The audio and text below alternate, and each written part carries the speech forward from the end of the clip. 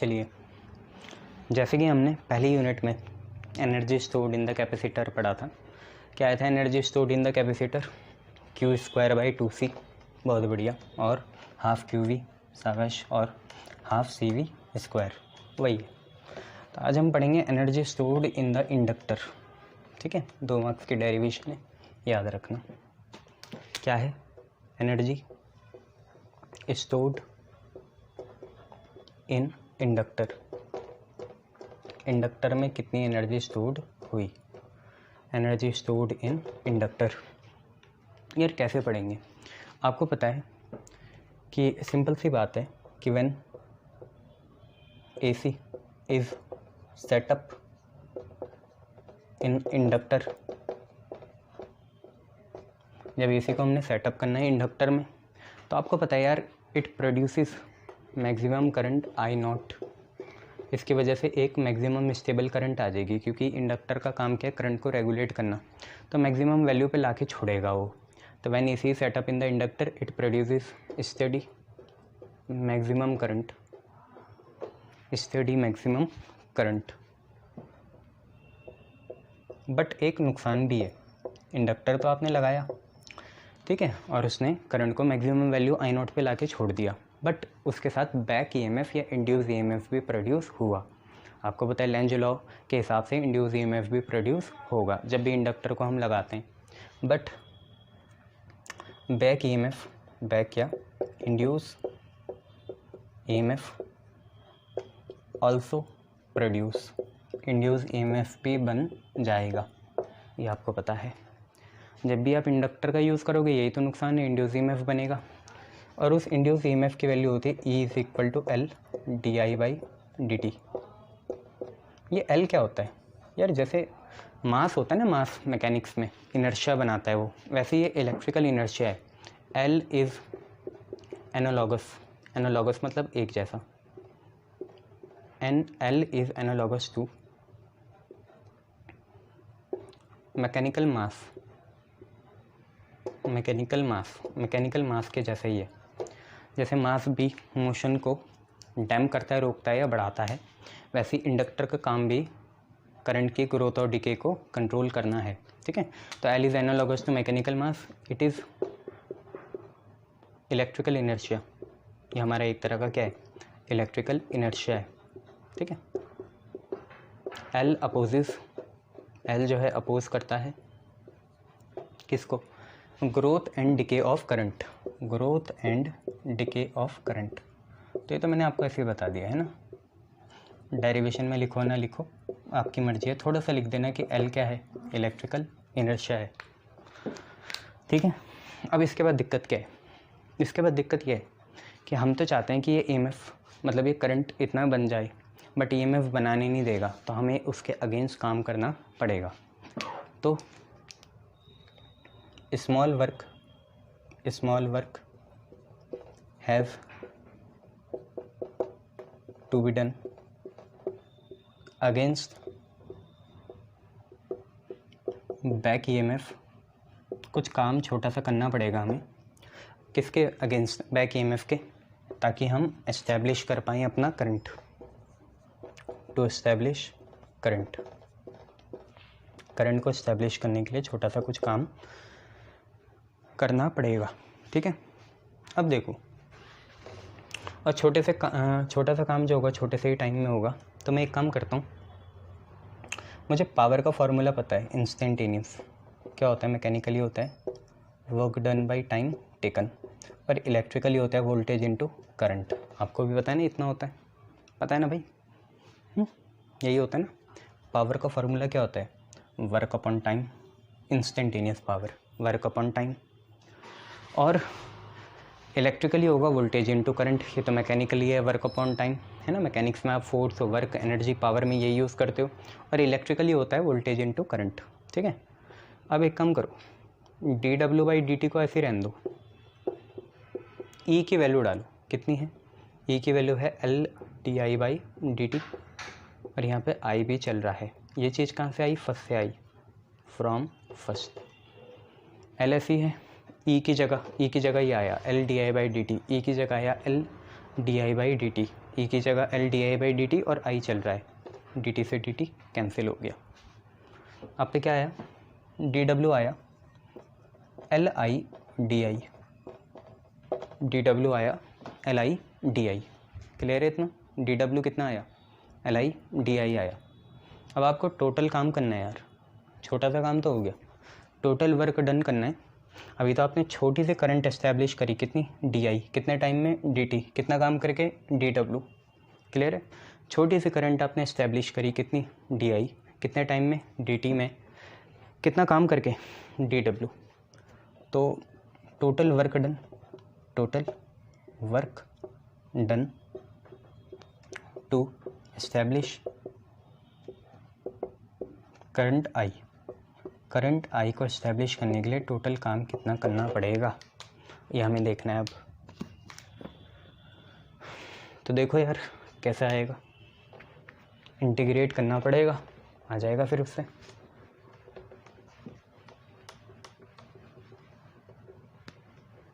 देखो W आएगा, D W का इंटीग्रेशन करके, डी डब्ल्यू का करा तो इस साइड भी करना पड़ेगा, जो कि है L I D I. Limit लगाएंगे 0 से कितनी, आई लगा लो तुम। सर आपको कैसे पता आई से करना है? देखो डी आई है ना, डी एक्स के जैसा है, तो इसी के रिस्पेक्ट में करना पड़ेगा। वर्क का क्या लगाओगे, 0 से W लगाओगे, कुछ नहीं है, W आ गया, एल बाहर, आई डी आई है, 0 से आई। यार एक्स से डी एक्स का आपको पता है कितना होता है, एक्स स्क्वायर बाई 2 होता है। ऐसी आई डी आई का कितना होगा, आई स्क्वायर बाई 2 होगा। क्लियर है? एक्स से डी एक्स का पता है ना कितना होता है, एक्स स्क्वायर बाई 2। ऐसी आई डी आई का होगा आई स्क्वायर बाई 2। तो W इज इक्वल टू 0 से आई डी आई का होगा आई स्क्वायर बाई 2, और साथ में L तो चल ही रहा है, ये रहा। ठीक है, लिमिट डालोगे कोई फ़र्क पड़ेगा नहीं, एक बार 0/2 आएगा, एक बार I/2 आएगा, फ़र्क तो कुछ पड़ना नहीं है, अंदर से आई स्क्वायर बाई 2 ही आएगा। तो वर्क डन कितना आया, लिमिट डाल के फ़ायदा क्या होगा, यही तो आएगा, I/2 - 0। वर्क डन हुआ हाफ LI स्क्वायर। और यार इंड्यूस ईएमएफ सारा मैग्नेटिज्म से रिलेटेड है, तो यही वर्क डन स्टोर्ड हो जाएगा in the form of potential energy. पर वो पोटेंशियल एनर्जी इलेक्ट्रिकल नहीं होगी जैसे कैपेसिटर में थी, मैग्नेटिक होगी। और वो पोटेंशियल एनर्जी कब काम आएगी, जब बैक ईएमएफ अपना एक्शन करेगा अपोज करने का।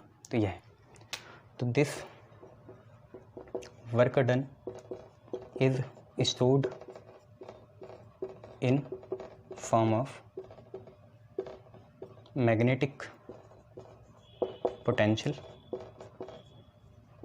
एनर्जी। ये जो वर्क डन है इसे स्टोर कर देंगे in the form of magnetic potential energy. Magnetic potential energy के फॉर्म में स्टोर करेंगे तो U की वैल्यू आ जाएगी हाफ LI स्क्वायर। U की वैल्यू ये आ जाएगी हाफ LI स्क्वायर। क्लियर है? शाबाश। अब थोड़ा हम देखेंगे, जब बात खुली गई है कि मैकेनिकल सिस्टम और इलेक्ट्रिकल सिस्टम में क्या एक जैसा है। यार अगर आप देखो, जैसे काइनेटिक एनर्जी होती है, अगर मैं यहीं से बताऊं, हाफ mv स्क्वायर होती है। देखो वेलोसिटी और करंट एक जैसी बात है। वेलोसिटी होता है motion of a particle, current होता है मोशन ऑफ इलेक्ट्रॉन, तो एक जैसी बात है। हाफ हाफ अपनी जगह है। मास का यहाँ एनालॉगस कौन है, एक जैसा, L।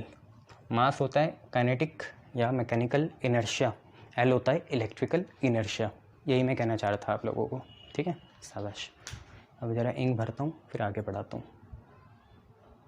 अब ज़रा हम एनालॉजी देख लेते हैं मैकेनिकल और इलेक्ट्रिकल सिस्टम के बीच की। ठीक है,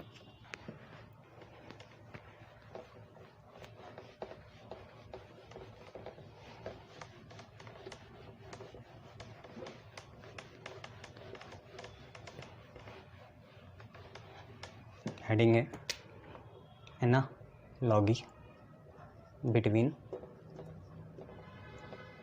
mechanical and electrical system. Mechanical और इलेक्ट्रिकल सिस्टम के बीच की एनालॉजी देखेंगे। ठीक है, यहाँ पे मैं लिख लेता हूँ मैकेनिकल सिस्टम, और यहाँ लिखते हैं इलेक्ट्रिकल सिस्टम। देखो यार, जैसे मैकेनिकल में जो काम मास करेगा वो काम इलेक्ट्रिकल में अभी आपने देखा सेल्फ इंडक्टेंस करता है। सेल्फ इंडक्टेंस होता है आपका कितना, L। क्लियर है। उसके बाद जो काम मैकेनिकल में डिस्प्लेसमेंट करती है, डिस्प्लेसमेंट अपॉन टाइम आता है वेलोसिटी, यहाँ पे आता है चार्ज अपॉन टाइम करंट। तो जो काम यहाँ डिस्प्लेसमेंट करती है x, वो काम यहाँ चार्ज करता है q। इसके बाद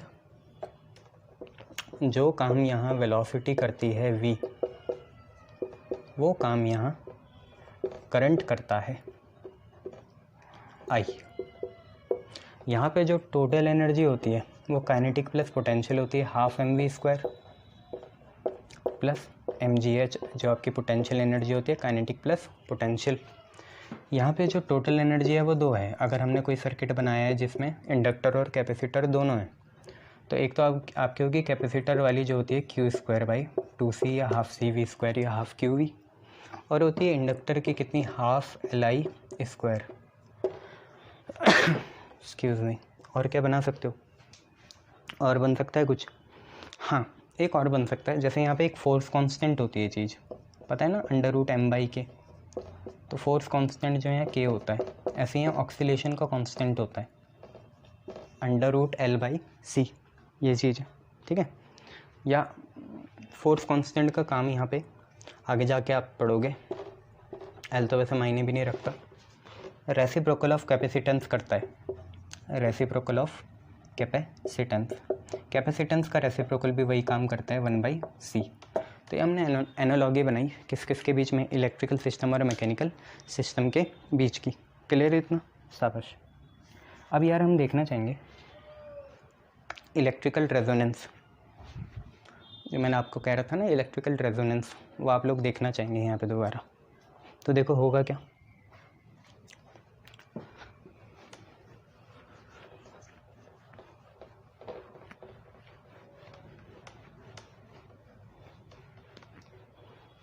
देखो electrical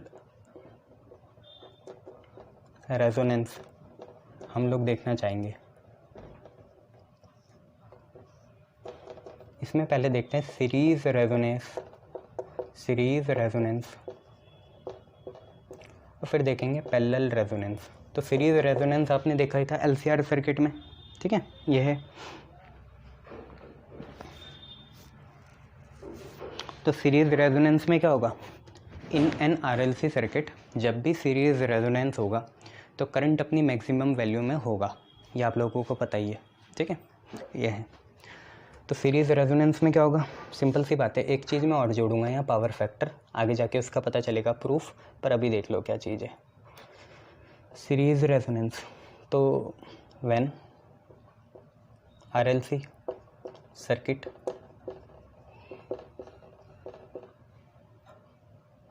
in series is at resonance, when RLC circuit in series it is at resonance condition। जो RLC सर्किट सीरीज़ में है, जब वो रेजोनेंस कंडीशन में आ जाएगा तो then current will flow maximum, current अपनी मैक्सिमम वैल्यू में होगी, और जो इम्पीडेंस होगा वो मिनिमम होगा। इम्पीडेंस जो होगा वो होगा मिनिमम, इम्पीडेंस इज मिनिमम, ठीक है। तो जब भी RLC सर्किट जो सीरीज़ में है उसमें रेजोनेंस कंडीशन आ जाएगी तो करंट आपका क्या हो जाएगा, मैक्सिमम फ्लो करेगा, और इम्पीडेंस क्या हो जाएगा, मिनिमम। इसलिए फॉर दैट मेन बात यह है कि जो नेट रिएक्टेंस है वो 0 आना चाहिए। नेट रिएक्टेंस जो है मतलब XL - XC, वो आपका कितना आना चाहिए, 0 आना चाहिए, ये आपको याद रखना है। अब यहीं से देखो हम कंडीशन बनाते हैं, रेजोनेंस तो हो गया हमारा कि सारी कंडीशन किस में है, रेजोनेंस में है। तो XL - XC 0 होना चाहिए, इसका मतलब XL और XC क्या होना चाहिए, बराबर। यार XL होता है ω/L, XC होता है 1/ωc। ओमेगा साथ में ले लो, L को नीचे ले जाओ तो ओमेगा ओमेगा हो गया ओमेगा स्क्वायर, और यहाँ हो गया 1/LC। अब ना इसके नीचे आर लगा दो, आप रूट ले लो और आर लगा दो, ओमेगा आर कर दो। आर बेसमैन नोटेशन है, और ये हो गया 1/√LC। यार ये आपका है angular resonating frequency. Angular frequency है, रेजोनेंस में है तो रेजोनेटिंग लगा दिया, तो ये आपकी बनी एंगुलर रेजोनेटिंग फ्रीक्वेंसी।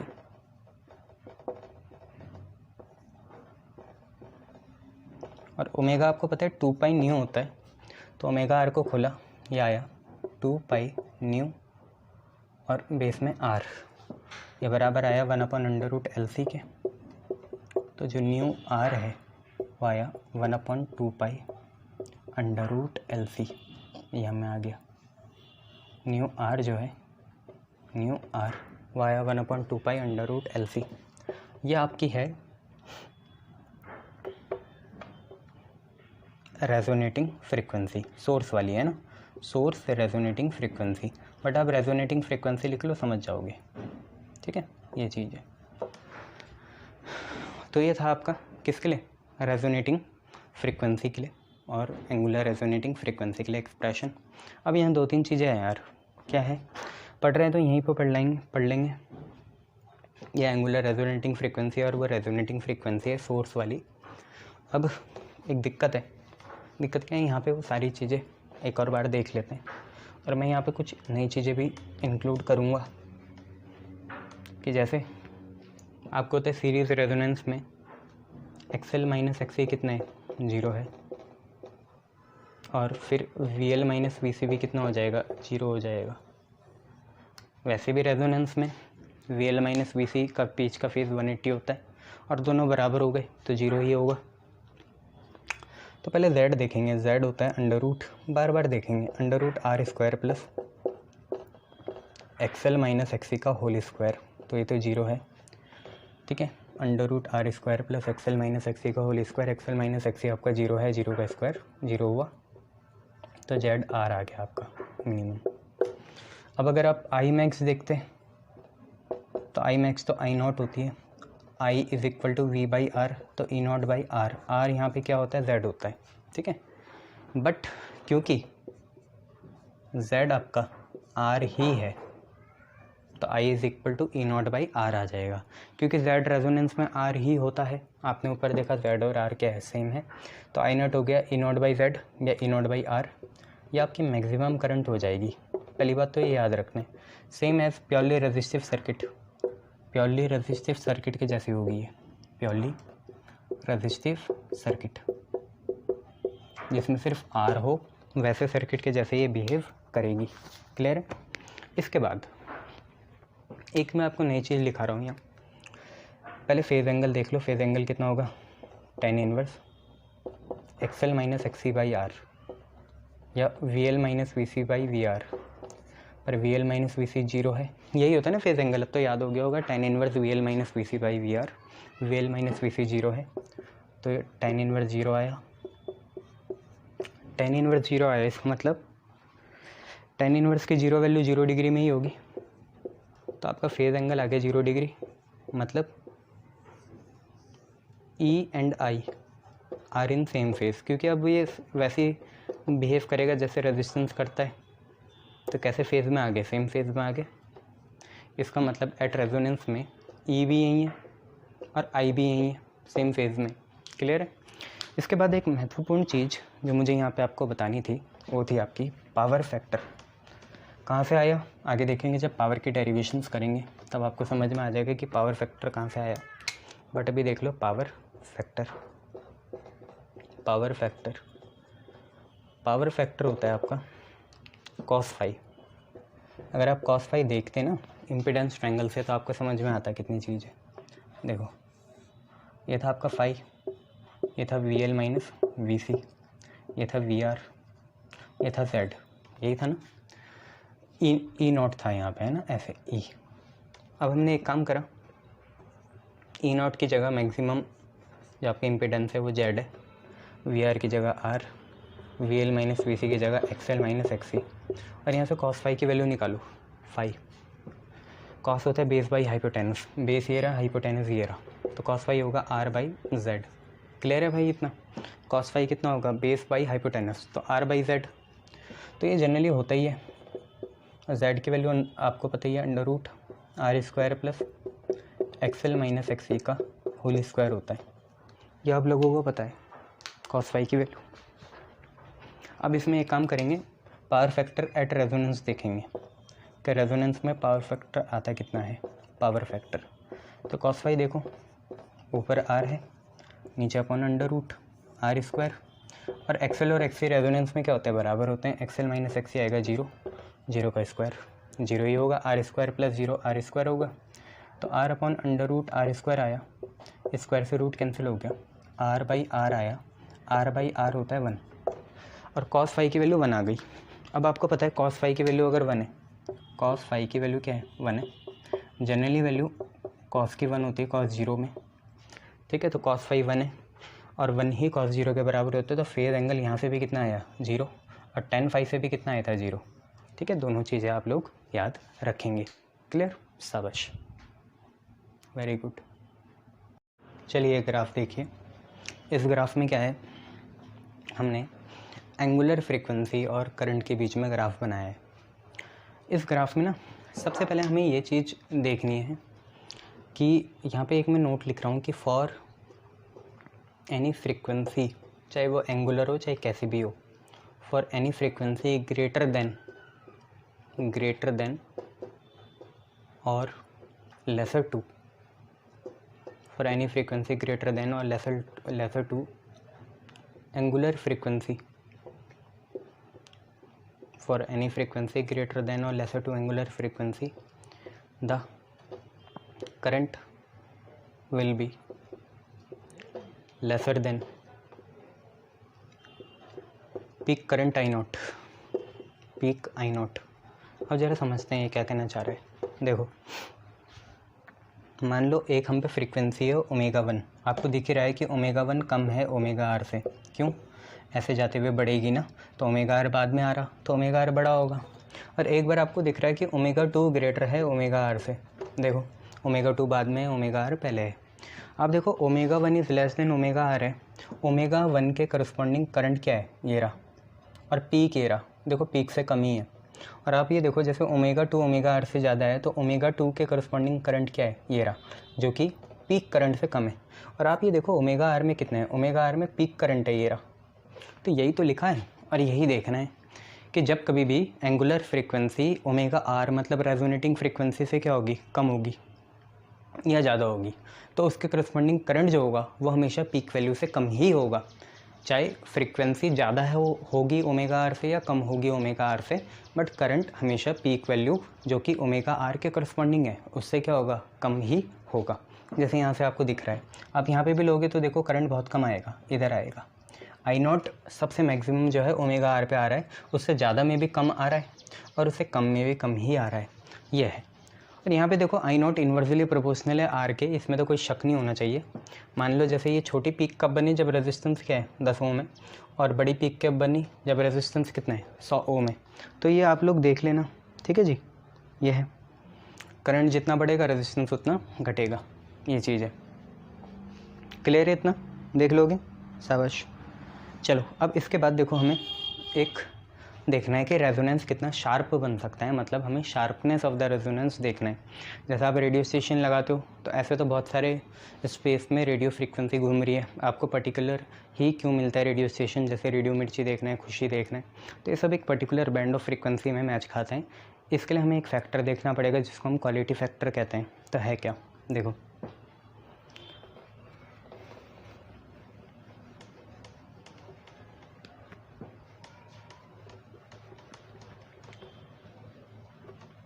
हमें पढ़ना है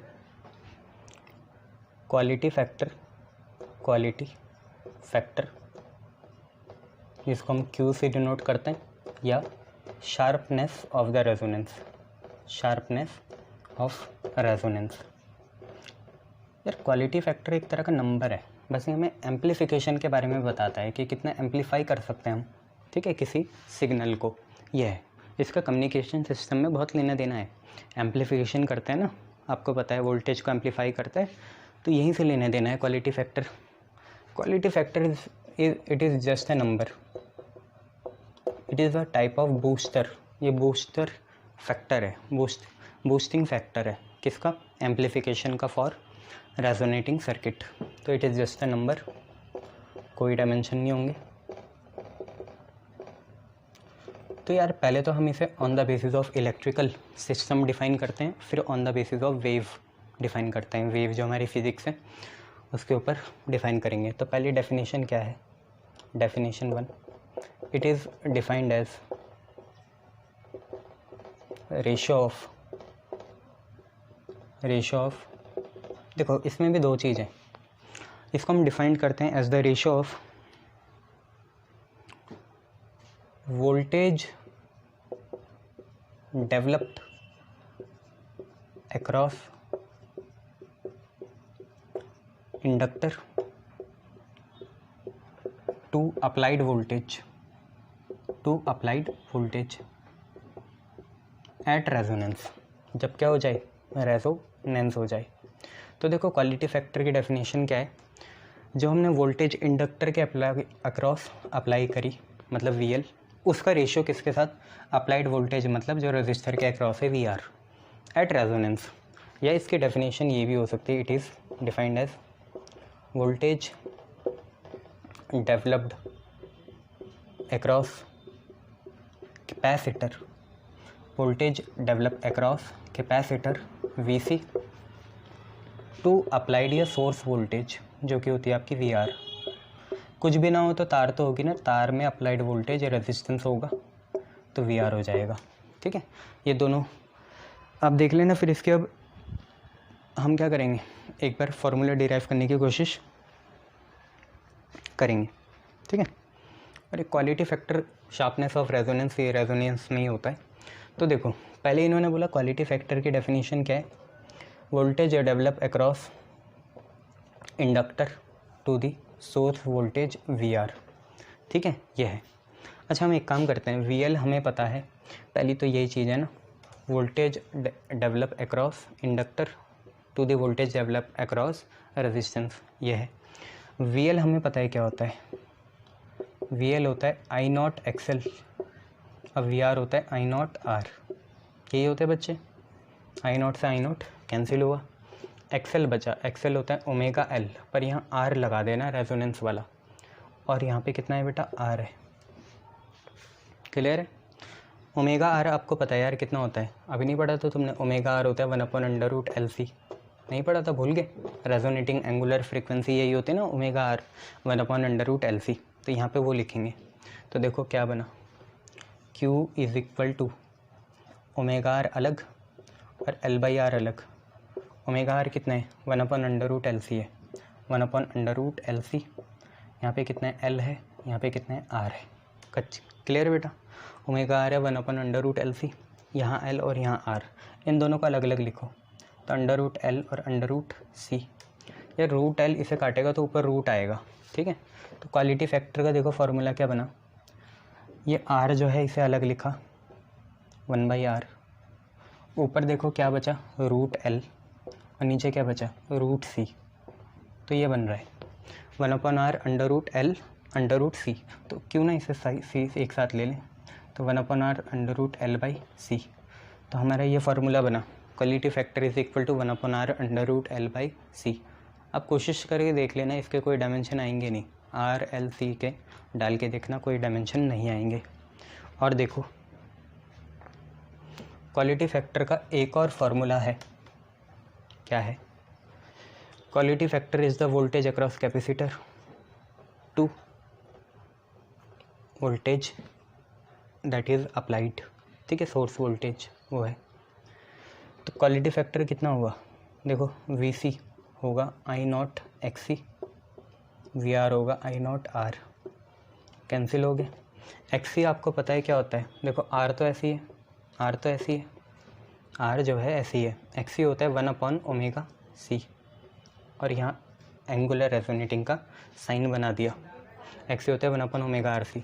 ओमेगा R आपको पता है 1/√LC है, और क्या चाहिए, है ना। तो 1/CR चल रहा है, अपॉन 1 ओमेगा आर है। ओमेगा आर है 1/√LC।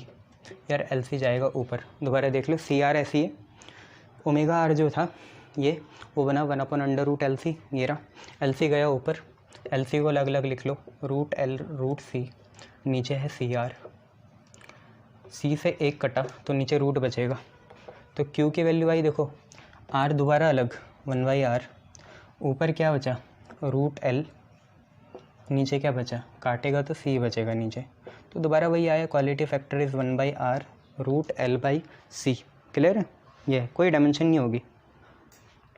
It is generally voltage multiplication factor of the resonating circuit, ये है। तो ये तो डेफिनेशन बनाई, लिख भी देते हैं ये है क्या।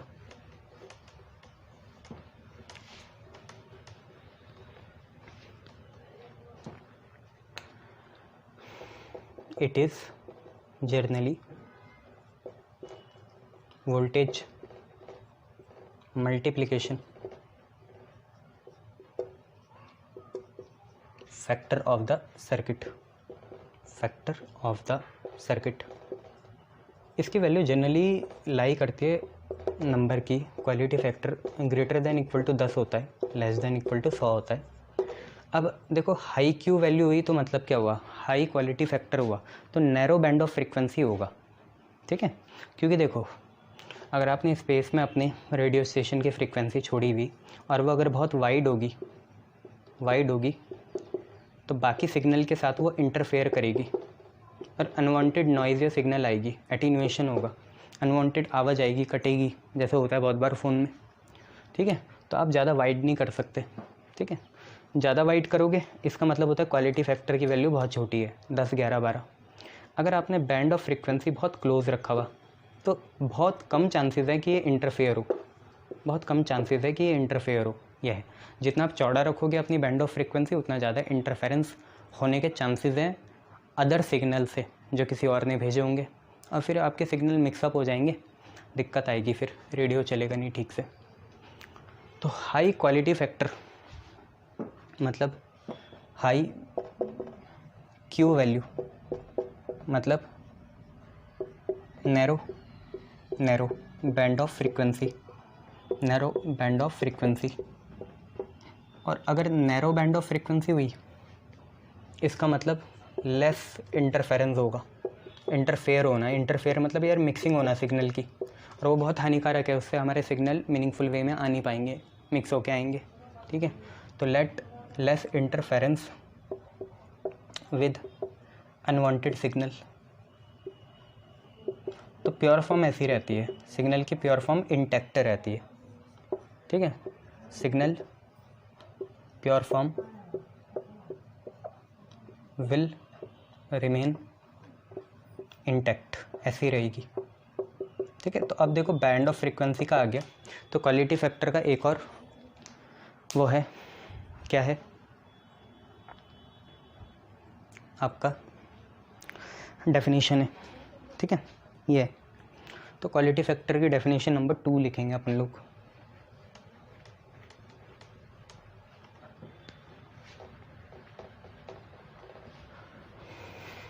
डेफिनेशन नंबर 2 1/R√L/C था ना, तो क्वालिटी फैक्टर की डेफिनेशन नंबर 2 क्या है यार, क्वालिटी फैक्टर होता है ω/2√ω, ये होता है जहाँ तक मुझे पता है, ओमेगा, कागज गिर गया, ω/2√ω। एक्चुअली में ये क्या है, this is sharpness of resonance या बैंडविड्थ, ये है, दैट इज क्वालिटी फैक्टर, यही है। अब आप अगर देखना चाहें तो डेल्टा ओमेगा क्या है, डेल्टा ओमेगा है ω2 ± ω1, ठीक है। मतलब ये बैंड की विड्थ है, विड्थ चौड़ाई, जैसे आप लोग देखते हो ना बैंड ऐसे लिखा रहता है 100 मेगाहर्ट्ज़ से 10,000 मेगाहर्ट्ज़, ये ω1 हो गया, ω2 हो गया, ω1 + ω2 आपको पता है 10,100 आ जाएगा, और ω2 - ω1 आपको पता है 90,900 आ जाएगा, 9,900। तो वही बात है, बैंडविड्थ है, ठीक है। ओमेगा आर आपको पता है रेजोनेटिंग फ्रीक्वेंसी है, रेजोनेटिंग एंगुलर फ्रीक्वेंसी, और डेल्टा ओमेगा आपका क्या है, बैंडविड्थ है, ठीक है। अब आप क्या बोलोगे इसकी, it is the ratio of resonating angular frequency to the bandwidth of the circuit, बस इतना बोल दो। क्यों इज़ द रेशियो ऑफ, सारा मैंने आपको समझा ही दिया कि इंटरफेरेंस क्यों नहीं होता, वही सारी चीज़ें। तो it is the ratio of angular resonating frequency to the bandwidth of frequency, बस इतना है। और क्या लिखोगे, इतना काफ़ी है, ठीक है, ये है। और यार इसका वो मैंने आपको बता ही दिया, इसका फिज़िकल सिग्निफिकेंस क्या है, फिज़िकल सिग्निफिकेंस किसका, क्यू का, ऑफ क्यू, वो मैंने आपको समझा ही दिया है कि एक्चुअली कुछ और नहीं है, वोल्टेज मल्टीप्लिकेशन फैक्टर है, वोल्टेज मल्टीप्लिकेशन फैक्टर। सारा आप खुद लिख लेना कि रेडियो स्टेशन में अगर आपको नॉइज़ लेस या अनवांटेड सिग्नल मिक्सिंग लेस, अगर आपको range of frequency, band of frequency चाहिए, तो आपको क्वालिटी फैक्टर होना चाहिए हाई। तो क्वालिटी फैक्टर जितना हाई होगा उतनी नैरो बैंड ऑफ फ्रीक्वेंसी बनेगी। वो सारी चीज़ें हमने लिख दी थी, फिज़िकल सिग्निफिकेंस में आएगी वो, उतनी नैरो बैंड ऑफ फ्रीक्वेंसी बनेगी, और जितनी नैरो बैंड ऑफ फ्रीक्वेंसी बनेगी उतना ज़्यादा आपका रेजोनेंस क्या होगा, शार्प होगा। रेजोनेंस शार्प होना मतलब कोई भी इंटरफेरेंस नहीं होना, ठीक है। तो फिज़िकल सिग्निफिकेंस में आप यही लिखना, it is the voltage multiplication factor, the higher the quality factor, narrow the band of the frequency, less is the interference and sharper is the resonance, ये है, ठीक है, शाबाश। अब यार मैं आपको एक नोट बता देता हूँ कि क्या है। जो हमारा सीरीज़ एलसीआर सर्किट है ना रेजोनेंस में, उसे एडमिटेंस सर्किट भी कहते हैं। क्या बोलते हैं, एडमिटेंस सर्किट, एडमिट करता है ना वो करंट को, इसलिए, ठीक है। या एक्सेप्टर सर्किट भी कहते हैं। तो नोट लिख लेना, वहाँ लगाना मैं भूल गया, जगह होगी तो वहीं लिख लेना। तो series LCR circuit is also known as acceptor circuit, इसे एक्सेप्टर सर्किट भी कहते हैं। क्यों कहते हैं आपको पता है, ये एडमिट करता है करंट को पास होने देना, ठीक है, ये है। तो अगर तुमसे किसी ने पूछ लिया कि series LCR circuit is known as acceptor circuit, है ना, और वो भी कौन सा वाला, series LCR circuit at resonance. अगर सीरीज़ एलसीआर सर्किट किस में हो, रेजोनेंस में हो, उसे हम एक्सेप्टर सर्किट क्यों कहते हैं, क्योंकि यार उसने ना मैक्सिमम इलेक्ट्रॉन को अपने से पास होने दिया जब रेजोनेंस आया। आपको पता है क्यों, क्योंकि इम्पीडेंस क्या है, सबसे मिनिमम में, इसलिए is known as acceptor circuit as it allows maximum current to pass through it, है ना, एक्सेप्ट करा उसने इलेक्ट्रॉन को, इसलिए maximum current to pass through it, उसने अलाउ करा मैक्सिमम करंट को अपने से पास होने देना, इसलिए। क्लियर है इतना, वेरी गुड।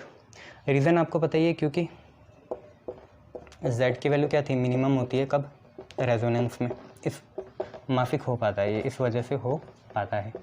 एक्सेप्टेंस सर्किट आगे ना समझ में क्यों बोलते हैं इसे, या एक्सेप्टर सर्किट। क्लियर, शाबाश। यह है यार, और क्या करोगे इसमें, और एक ना पैरेलल रेजोनेटिंग सर्किट देख लो, वो भी बढ़िया है। पैरेलल क्या होता है, देखो सीरीज़ रेजोनेटिंग सर्किट तो एक्सेप्टर सर्किट है, और यहीं पे जो आपका नोट था ना, तो ये एक्सेप्ट करते हैं, तो इसका यूज़ लिख लो कहाँ होता है। एक तो टीवी सिग्नल के रिसेप्शन में होता है, वो मैं आपको बताता हूँ अभी, पैरेलल रेजोनेटिंग सर्किट जो जो मुझे चीज़ें याद आ रही है वो बता रहा हूँ। एक तो इसका टीवी सिग्नल के रिसेप्शन में होता है, रेडियो रिसेप्शन में होता है। किसका है ये सारा सीरीज़ रेजोनेटिंग सर्किट का है, जो भी नोट लिखा ना उसमें ही लिखना है ये। तो इसके एप्लीकेशन कहाँ कहाँ है, टीवी रिसेप्शन सर्किट में है, रेडियो रिसेप्शन सर्किट में है, और कहाँ है, बस इतना ही लिख लेना, काफ़ी है। अब हम करेंगे parallel resonating circuit.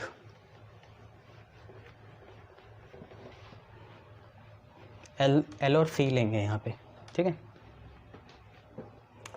Parallel resonating circuit.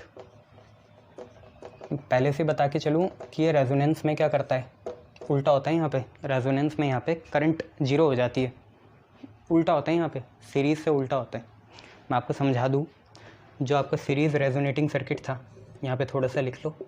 Series जो आपका रेजोनेटिंग सर्किट था, रेजोनेटिंग सर्किट, उसमें क्या था, जेड आर आया था, फाई कितना आया था, 0 डिग्री, करंट थी मैक्सिमम, एक्सएल माइनस एक्सी क्या आया था, 0 आया था।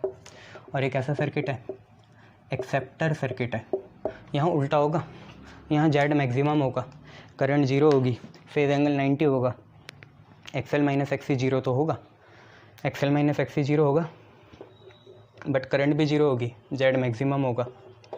और ये रिजेक्टर या फिल्टर सर्किट कहलाएगा, या तो रिजेक्टर बोलेंगे या फिल्टर सर्किट बोलेंगे, इसे ऐसा कुछ बोलेंगे, ठीक है। क्लियर, शाबाश। तो देखो यार, पैरेलल रेजोनेटिंग सर्किट क्या होता है। हमने एक डायग्राम बनाना है जिसमें इंडक्टर और कैपेसिटर दोनों बनाएंगे। तो यहाँ पे इंडक्टर हो गया और यहाँ पे कैपेसिटर हो गया, पैरेलल है ये, ईएमएफ सेम होगा, करंट डिवाइड होगी। तो ये आपका एसी हो गया, एल है, सी है।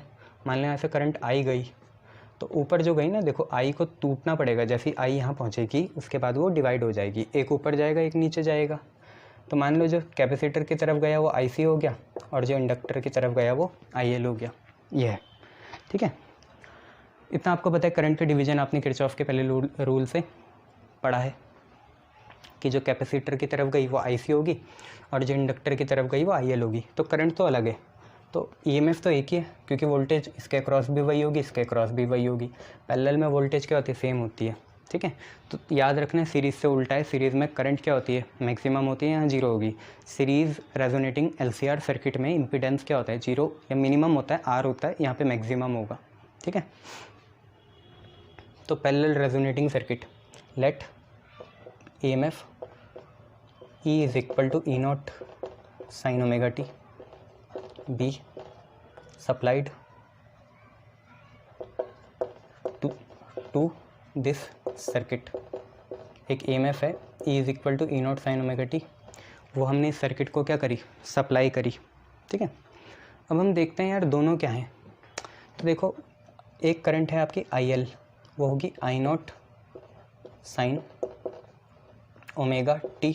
अब आप बताओ, आपको ये सारी चीज़ें पता हैं कि अगर ईएमएफ ऐसे है तो आपको पता है करंट आईएल का लैग करता है और आईसी का लीड करता है, पता है ना। In a single circuit capacitance, in a circuit containing capacitance only, जब सिर्फ कैपेसिटेंस हो तो आईसी लीड करता है और आईएल क्या करेगा, लैग करेगा ईएमएफ को। उल्टा नहीं पढ़ा तो तुमने कि ईएमएफ लीड करता है आईएल को, तो वही तो कर रहा हूँ, और ईएमएफ लैग करता है कैपेसिटर में, तो वही बात है। तो हम क्या करेंगे, जैसे I L is equal to I naught sine है, तो यहाँ पे क्या करेंगे, आपको पता है कि इंडक्टर में ईएमएफ लीड करेगा, करंट क्या करेगा, लैग करेगा, ये तो पता है ना। एक एसी सर्किट जिसमें सिर्फ क्या होता है, इंडक्टर होता है, उसमें V lead I by phase angle of pi by 2, तो वी तो यही है। तो अगर वी एल को क्या करेगा, ई एल को, ई आई को क्या करेगा, लीड करेगा, तो आई लैग भी तो कर सकता है, बात तो एक ही है। अगर ई लीड करेगा इंडक्टर में तो आई क्या करेगा, लैग करेगा। तो लैग वाले दिखा देते हैं, तो पाई बाई 2 का माइनस कर देंगे। ये दोनों फैक्टर आपने देखे हैं, पीछे पलटना, AC circuit containing inductor only देखना, उसमें आई में नेगेटिव लगा रखा है, ई ऐसे रहने दिया है। वहाँ पे क्या था, या तो हमने लिखा था E is equal to E naught sine omega t plus pi by 2, या V is equal to V naught sine omega t plus pi by 2, और I is equal to I naught sine omega t, किस में, inductor में। या उल्टा लिखा था, अगर V naught sine omega t है या E naught sine omega t है, दोनों एक ही चीज़ है, तो आई होगा आई naught sine omega T minus pi by 2। Clear है। ये है यार, आई नॉट को भी मैंने खोला, तो आई नॉट आपको पता है E बाई आर होगा।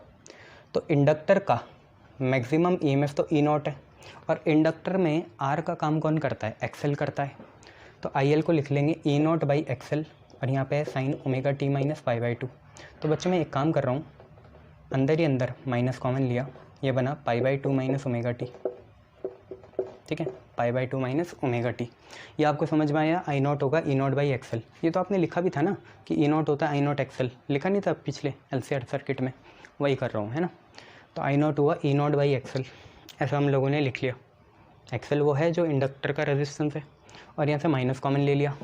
साइन अपना नेगेटिव बाहर भेजता है, तो आई एल बना minus E not by XL sine 90 minus theta, 90 minus omega T. यह है sine 90 minus theta cos theta होता है, तो आई एल बना minus E not by XL bio वालो sine 90 minus theta cos theta होता है, तो ये बना कॉस थीटा। थीटा कितना है, ओमेगा टी। तो ये है हमारी फर्स्ट इक्वेशन। क्लियर है, और इसे हम संभाल के लिख लेंगे कहीं, यहाँ लिख लेते हैं। इसको मिटाया, अभी ये काम का नहीं है। आपको पता है आखिरी में आई जो करंट है वो 2 से मिली, आई एल प्लस आई सी से। आई करंट ही डिवाइड हुई ना, वही लगाएंगे बाद में। तो आई एल कितना आया हमारा, minus E not by XL, और आया कॉस ओमेगा टी। इसे मान लेंगे इक्वेशन नंबर फर्स्ट।